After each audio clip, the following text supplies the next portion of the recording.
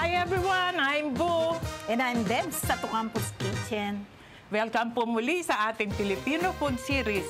Nasa letter, anong letter na tayo? R. R. Nasa letter R na po tayo, kaya ang ating lulutuin ngayon ay Rellenong alimasag or crab.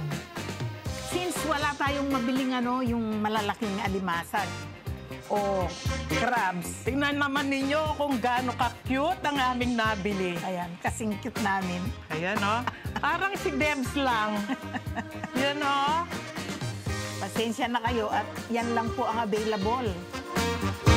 Pwede naman, syempre. Mas maganda nga, mas marami tayong magagawa dito. Para tungga-tunggalan tamo. Yes. Okay.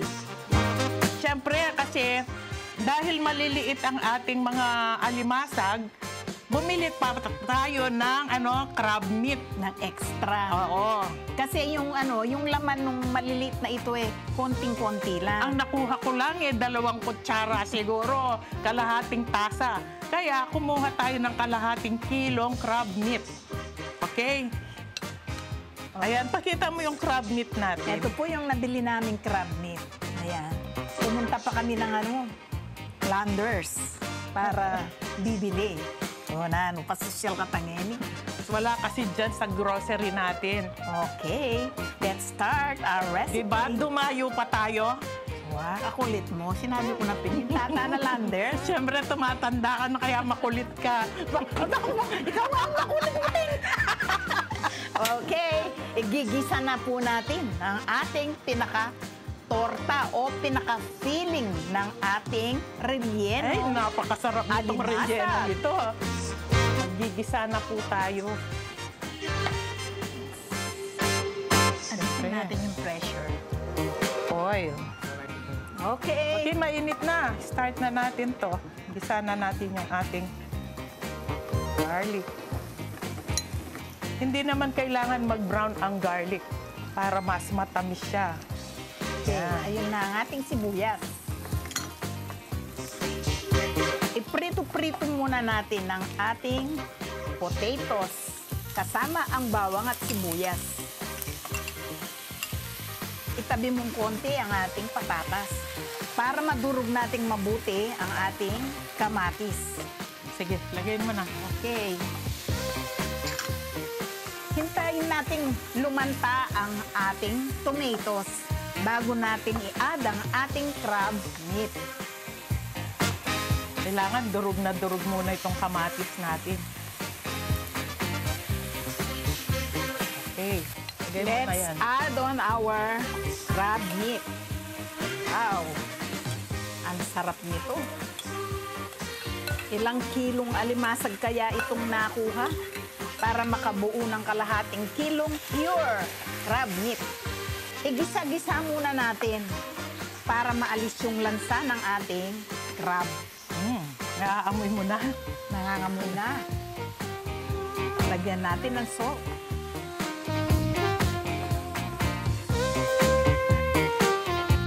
Okay, magdagdag tayo ng water para palambutin pa natin. Okay.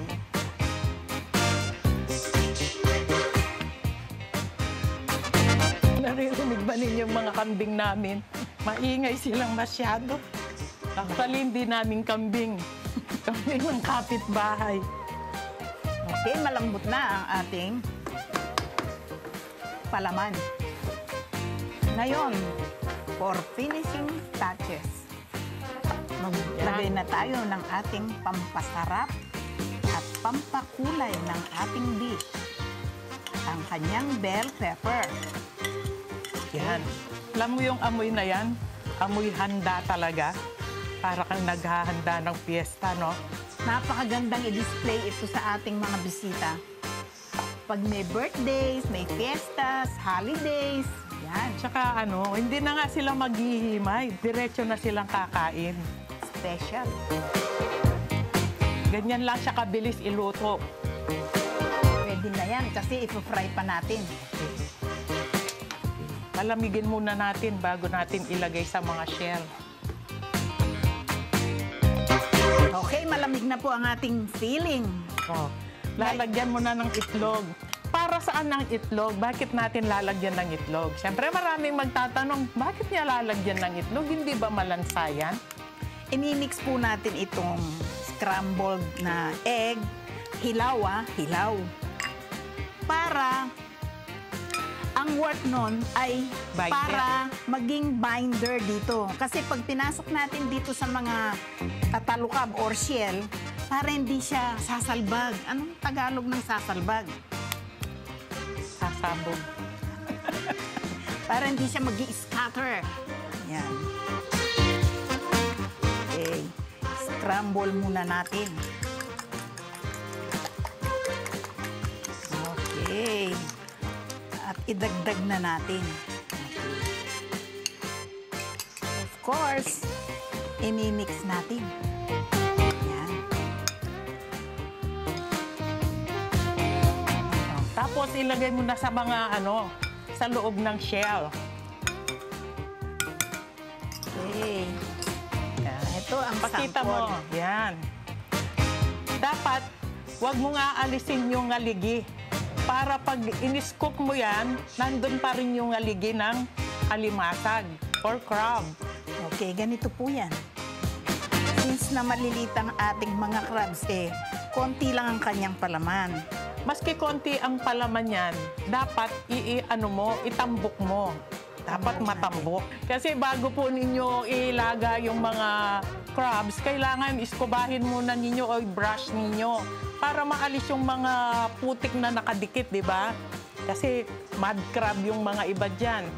Ganito po ang pag-fill ng ating relyenong alimasag. Ganyan siya katambok, di ba? Ang ganda niya. Dagdagan natin ng pula sa taas para makikita yung kanyang pepper.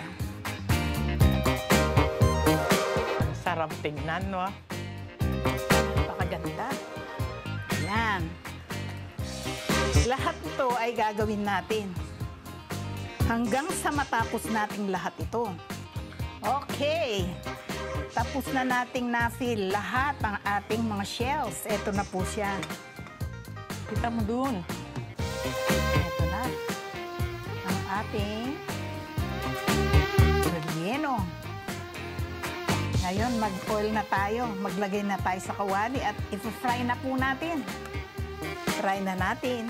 Di pa mainit. Ay, Tita Sando. Dahan-dahanin nyo lang na ipiprito.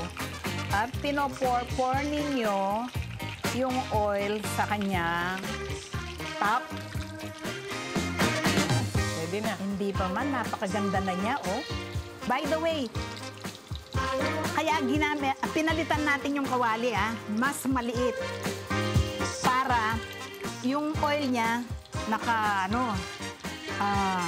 lilitaw na marami. Para lulubog yung ating crab. Napakaganda. Oh, napakaganda niya, oh. Yan. Ang ganda. Okay. Dahil maliliit yan, ilan ang kaya mo kainin? Nagda-diet ako, Dalawa lang. Depende. Depende sa gutom ko.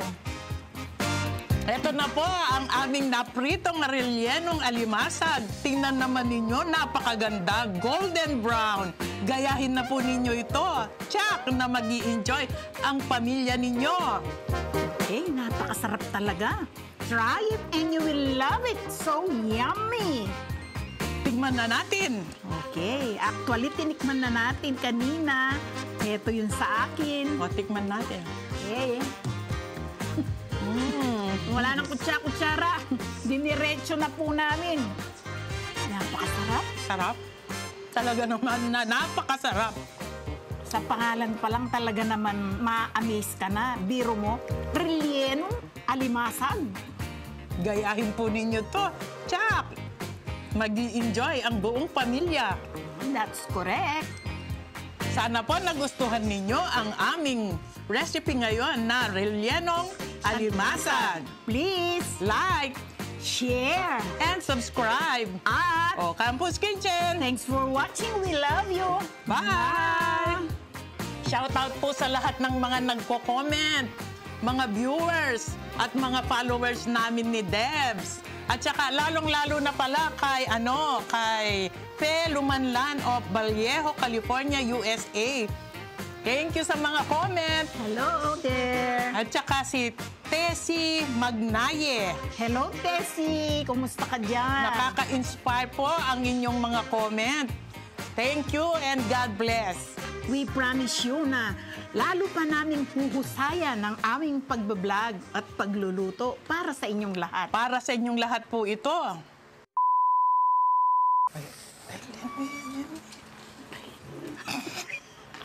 Kadiri. O, Tachoy! Kapag alming ginawa, pagdatangan mo.